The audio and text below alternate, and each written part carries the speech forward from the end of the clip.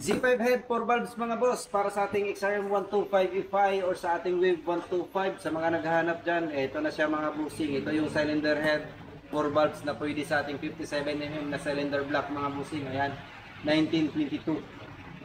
So sa mga interesado dyan, ito siya, buksan natin para nyo makita. At complete internals na rin to pala mga busing. Ito yung mga kasama niya. Meron siyang valve seal. Ito rocker arm. Tappet cap with gasket, valve spring, at ito yung camshaft mga boss. So sukatin natin yung cams nito para alam natin kung anong size yung mayroon dito mga boss. So ito yung mga terminal niya mga boss. At ito naman yung kanyang timing gear. Ito mga boss.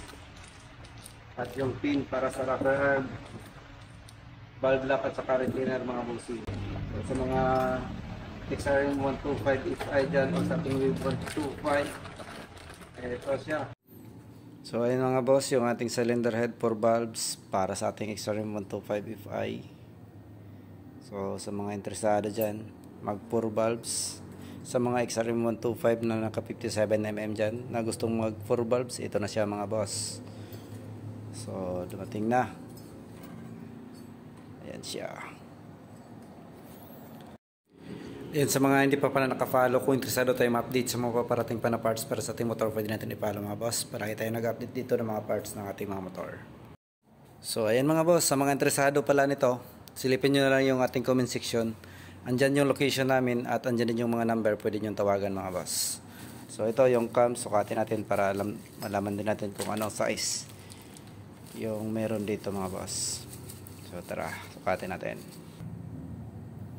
So ito siya mga boss, yung ating camshaft. Sukatin natin. Yan.